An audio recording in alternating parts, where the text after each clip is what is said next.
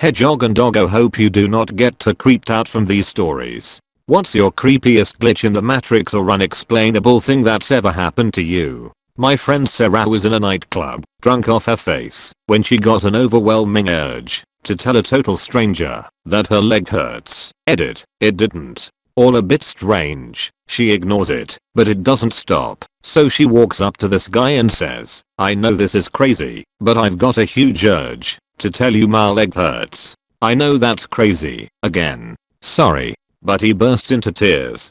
Turns out his dad had just died, and they made a pact before that if there was an afterlife he would get a message to him saying a totally random phrase, so there could be no mistakes, which they decided was I've hurt my leg. I was working on my motorcycle in a dirt lot where I had crashed it trying to do a sick drift, breaking off the clutch lever and the gear shifter. I had brought a wrench set with me, and I was using one of them to take off a bolt when I put it down on the ground to finish unscrewing the bolt with my hand. 2 minutes later I went to pick it back up, and it was gone. I ran all around this dirt lot looking for it to no avail. Luckily I had a spare in the car. Fixed the bike and drove back to my apartment to shower as I was filthy. I walked in my room, and sitting on my desk was the wrench. I was dumbfounded. 10mm. That happens all the time. Is this a phenomenon I haven't heard about? Gave me duck and chills, because I have a set in the garage hanging on the wall missing only the 10mm. Apparently it's an ongoing joke that 10mm sockets always go missing. I didn't realize this wasn't just a me thing until I started seeing the memes about it. I once clocked out of work at 6 PM, like I always did at the time, and began my hour-long train ride home. After I had found a seat, I went to sleep and woke up just before my station. From the station, it is a short bus journey, 10 to 15 minutes, to reach home. During the entire journey, I didn't use my phone and I don't wear a watch, so I didn't really notice the time anywhere. When I reached home, my family surprised me with "You're home early, everything alright?" I look at the wall clock, and it is about to be 6 PM. I was too shocked to understand what happened. Checked other watches, cell phones etc, and the time is absolutely right. A few days later, the admin emailed us the timesheets for the month, times clocking in and out, and every single days for me was around the same 6 PM. So it certainly wasn't me having left work earlier. To this date, I haven't figured out how I gained between 60 to 90 minutes that day. Someone else is trying to figure out how they lost 60 to 90 minutes. 1985. My ex-wife and I were sleeping. There was a small sliver of light coming in through the window from a street light, so the room and bed were dimly visible. Our black Pomeranian was at the end of the bed asleep. I dreamt that I woke up, reached down to pet him, and he turned into a glossy black bivalve / oyster thing which opened up to reveal rows of gleaming glass teeth. I woke up to my ex backpedaling up the bed over the pillows towards the wall. I asked what's wrong. She said, "What is that shiny black lamb thing with the teeth at the end of the bed? Where's the dog?" We had had the same nightmare at the same time. This still gives me a chill. Sorry that your dog was haunted. That's actually a requirement for Pomeranians. Pomeranians.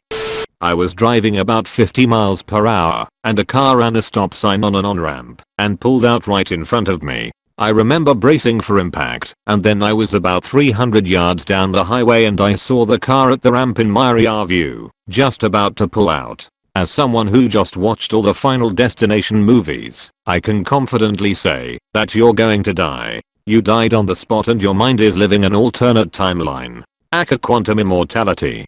I was walking my dog, and I was almost to the driveway when I looked down for some reason and I looked back up, and I ended up being back at the road about 6 blocks away from where I thought I was. I was so confused, but my dog looked completely fine.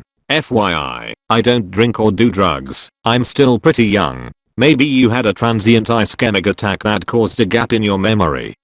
Taking the trash out at night. Super remote area, so I know for a fact we're the only ones around here. Getting close to the road and I hear very clearly "help me" from a female voice. Even knowing there's such a slim chance of there being another living person around, I still feel like I should look around and check it out in case I wasn't just hearing things and someone actually needs help.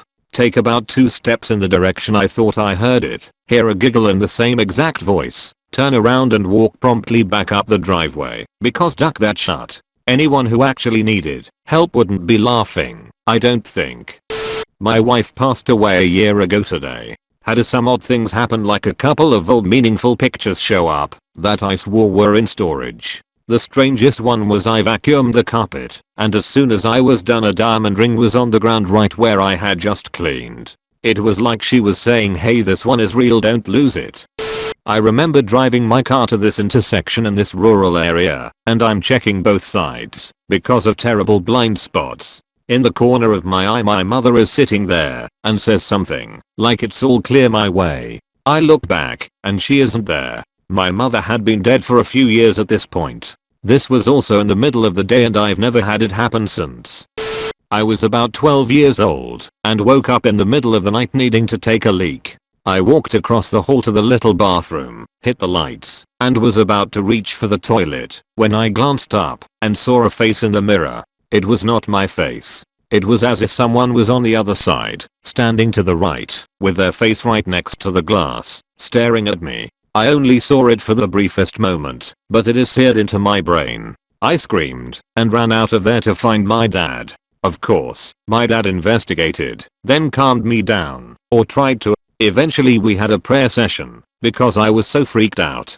Eventually I must have gone back to sleep. Fast forward to my 30s. I'd forgotten all about the event. One night while visiting, my dad quietly brings it up. Remember that one time you saw a face in the mirror? It suddenly came back to me in a rush of memory, sending a chill down my spine. Yay, I remember. Well, he said, I sometimes think about that night. He looked down at the floor with a serious expression. I saw it too. He went on to describe exactly what I'd seen. We have no idea what that was. Apparently when he investigated, he saw it and had a freak out of his own. Apparently the prayer session was as much for his own nerves as mine. I respect him for keeping that tidbit from me till my 30s, but I kinda wish he'd never told me. And on the other side of the mirror, the young-faced man is sharing his creepy experience about seeing your face on Tinder. In college, I took a hard news/soft news journalism class where one of the assignments was to write an obituary for one of my grandparents. The professor told us to write it on a deceased grandparent, but if all of your grandparents were still alive we had to choose one. In my case, all of my grandparents were alive. I procrastinated actually doing the assignment until the night before it was due, because it seemed like a morbid assignment, especially once all of my grandparents were still alive. Scramming for an easy grandparent to write about, I gave my mom a call and asked her for some basic biographical information about my maternal grandfather. As we were talking about my grandpa's career, my mom couldn't recall the name of one of the companies he worked at. She lectured me about waiting until the last minute to write the assignment because it was late, 10:30 p.m. my grandpa's time. However, she said she would give him a call to see if he was still awake and be able to answer that question once my assignment was due the following morning. When my mom called my grandpa, my grandma answered the phone in a panic. My grandma frantically explained that the paramedics had just arrived and were performing CPR on my grandpa because he had stopped breathing and lost consciousness. My mom was able to stay on the phone with my grandma until they took my grandpa to the hospital, where he was declared dead. In the time my mom and I had been talking on the phone about my grandpa's obituary, he was dying. His death was entirely unexpected at that. Although he was in his 80s, he was the healthiest of my grandparents at the time. We ended up using the obituary I wrote for that writing assignment as his actual obituary. Still freaks me out when I think about the timing. I had a very important document that I only ever kept in one place. I kept it in the top drawer of a small filing cabinet. I never moved it and would always see it in that drawer whenever I opened it for whatever reason. The day came that I needed it now, and I didn't sweat it because I knew exactly where it was. Well, I'd be damned if it wasn't there. Cue panic attack. I tore that filing cabinet up. I removed everything and spread it out, flipped papers over, dug through envelopes, shook everything out, shined a flashlight all through the emptied cabinet in case it was somehow stuck to the sides. I mean, it was not there. I can assure you no one took it or was messing with me. I was so frustrated. I even looked through other parts of my house, but I knew it wouldn't be in any of those places and it wasn't. I was intermittently going back to that dumb filing cabinet. No luck. Super irritated, I searched the rest of the house again, and, on my way back downstairs where my filing cabinet was, I called out in frustration, "Okay, bring it back." I don't know who I thought I was talking to because I was alone, but you guessed it. I found it in the top drawer of my filing cabinet, where it should have been in the first place. I was relieved, and totally freaked out. It's an odd thing where people close to me talk about things I was previously thinking of before I see them. Sometimes I'll think, oh how, such and such movie or episode of a show was kinda good, I'd like to see it again. Then that same night turn on the TV, and, yup, there it is playing.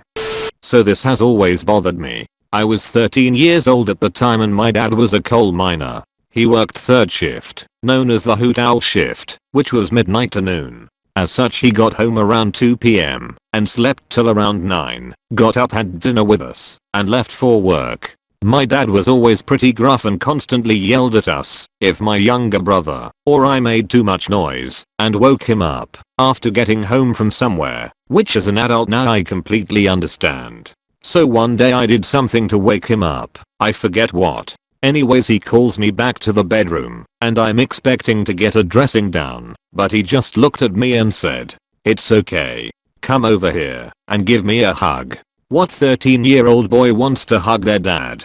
I kinda squirmed a bit, and he followed up with, "What if something happened to me?" and just laid there all grizzled and tired. I didn't hug him. That night there was an accident in the mine. He saved everyone on his crew, including the one person he went back in for. His was the only death, and I'm convinced he knew it was gonna happen. I'll never forget his eyes that day. If someone asked you for a hug, give it to them. I love you, Dad.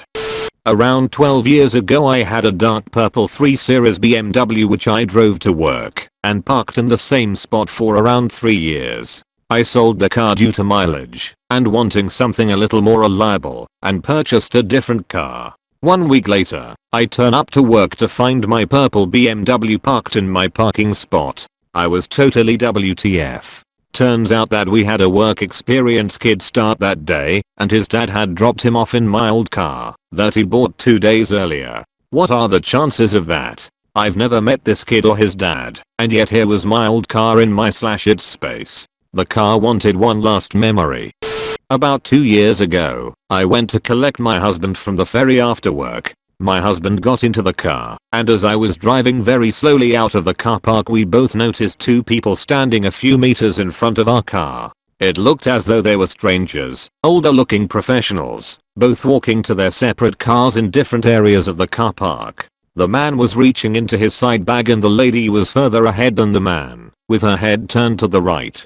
I know the exact positions they were in, because they were completely frozen on the spot. My husband and I sat there watching the frozen strangers, not saying anything to each other, and then all of a sudden it was like someone pressed play, and the 2 strangers just continued on like nothing had happened. My husband and I promised to each other that we would never forget how weird the experience was. I can't remember exactly how long they stayed frozen like that, but it was long enough to freak us both out. Sounds like what Improv Everywhere does. When I first saw them, I actually expected a flash mob or something to jump out, but no. My husband and I stayed watching them from our car for a while, but they went off in opposite directions and nothing happened after that. It was weird.